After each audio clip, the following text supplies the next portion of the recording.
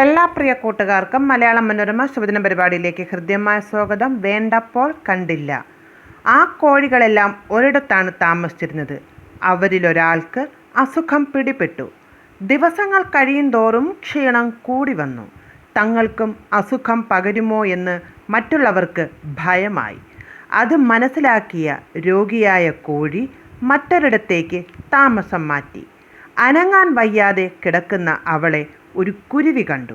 അത് കോഴികളെ വിവരമറിയിച്ചെങ്കിലും അവർ ഒഴിഞ്ഞുമാറി. അന്ന് രാത്രി അവൾ വിടവാങ്ങി. കുരുവി വീണ്ടുമെത്തി കോഴികളെ വിവരമറിയിച്ചു. ഒരാൾ പറഞ്ഞു അവളുടെ അടുത്ത് പോകേണ്ടതായിരുന്നു. മറ്റൊരാൾ പറഞ്ഞു കൂടെ നിൽക്കേണ്ടതായിരുന്നു. അല്പസമയം കഴിഞ്ഞ് അവരെല്ലാം കൂടി അവളുടെ സംസ്കാരം ആഘോഷമായി നടത്തി. ശവമഞ്ചത്തിൽ കിടക്കുമ്പോൾ ആളുകൾ ബഹുമാനം കൊണ്ട് മൂടും. നിങ്ങൾ മഹാനായിരുന്നു, അതുല്യനായിരുന്നു എന്നവർ പ്രസംഗിക്കും. നിങ്ങളുടെ ജീവിതം ഏതൊക്കെ രീതിയിൽ മാതൃകാപരമായിരുന്നെന്ന് ഉദാഹരണസഹിതം വ്യക്തമാക്കും. പക്ഷേ ജീവിച്ചിരിക്കുമ്പോൾ അവരെല്ലാം നിശബ്ദരായിരിക്കും. ആവശ്യമായിരുന്ന അവസരങ്ങളിലൊക്കെ ഒഴികഴിവുകൾ കണ്ടെത്തി അവർ അപ്രത്യക്ഷമായിട്ടുണ്ട്. ഒരാളെ മരണശേഷം ബഹുമാനിക്കുന്നതിലും പുകഴ്ത്തുന്നതിലും എന്തർത്ഥം? നിശ്ചലമായവന് എന്തിനാണ് പുഷ്പചക്രം?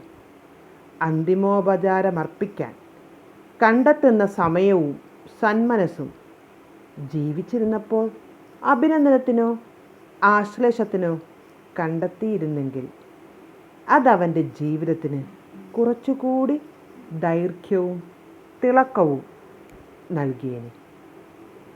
ചില തെറ്റിദ്ധാരണകളാണ് അഹംബോധത്തിൻ്റെ അടിസ്ഥാന കാരണം. മറ്റുള്ളവരെല്ലാം നിശ്ചിത കാലാവധിക്കുള്ളിൽ അവസാനിക്കുകയും താൻ മാത്രം എന്നും ശേഷിക്കുകയും ചെയ്യുമെന്ന ചിന്തയാണ് ആദ്യത്തേത്. ഇനിയും സമയമുണ്ട്, പിന്നീടാകാമല്ലോ എന്ന വിചാരമാണ് അടുത്തത്. ആരും അധികകാലം ആരുടെയൊപ്പവും ഉണ്ടാകില്ല. എല്ലാവരുടെയും അവസ്ഥ എക്കാലവും ഒരുപോലെയുമാകില്ല. എല്ലാ ജോലികളും തീർന്ന ശേഷം ആരെയും സഹായിക്കാനുമാകില്ല. ഒരാളുടെയെങ്കിലും പ്രതീക്ഷയാകുക എന്നതാണ് ഏറ്റവും വലിയ പുണ്യം. അവസാന യാത്രയ്ക്ക് ഒപ്പമുണ്ടാകണമെന്ന് നിർബന്ധമില്ല. അവസാനം വരെ കൂടെ നിന്നാൽ മതി.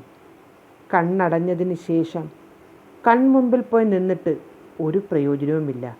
കണ്ണടയുന്നത് വരെ കൂട്ടാക്കുക. നേരുന്നു ശുഭദിനം. സ്നേഹത്തോടെ ഷഹീൻ എസ്. നന്ദി, നമസ്കാരം. ഒരു വട്ടം കൂടി എന്നോർമകൾ മേയുന്ന തിരുമുറ്റത്തെത്തുവാൻ മോഹം.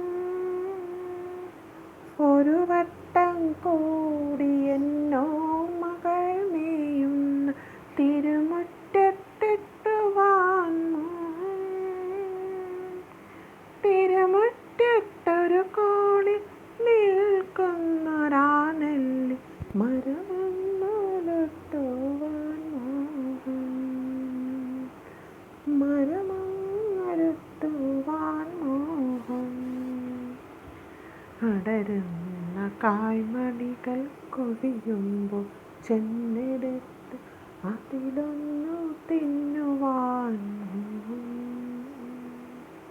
സുഖമിഴും കയ്പും പുളിപ്പും മധുരവും നുകരുവാനിപ്പോൾ മോഹം.